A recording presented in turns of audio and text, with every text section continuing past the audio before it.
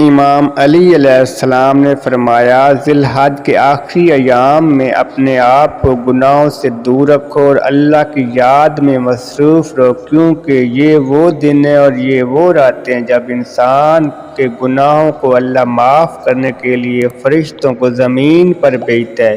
اور انسان کی دعاؤں کو قبول کرنے کے لیے انسانوں کا منتظر رکھتا ہے۔ جو انسان ذی الحج کے آخری ایام میں مغرب اور عشاء کے درمیان میں سورہ یاسین اور سورۃ کوثر 7 مرتبہ پڑھے گا، اللہ سے دعا مانگے گا تو اللہ وہ دعا فوراً قبول کر دے گا۔ تو کسی نے پوچھا،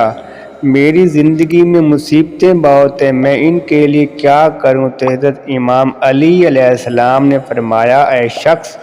محرم سے پہلے اپنے پورے سال کا صدقہ ضرور نکالا کرو، اس سے انسان کے پچھلے گناہ معاف ہو جاتے ہیں اور آنے والے سال کی مصیبتیں ختم ہو جاتی ہیں۔ تو اس انسان نے پوچھا، کون سا صدقہ؟ تو امام علی علیہ السلام نے فرمایا، کوشش کر کے 7 مستحق انسانوں کو کھانا کھلایا کرو، کیونکہ کسی مستحق کو کھانا کھلانا ایک عظیم عمل ہے، اس سے اللہ مصیبتوں کو فوراً ختم کرتا ہے، ایسے جیسے آگ لکڑی کو ختم کر دیتی ہے۔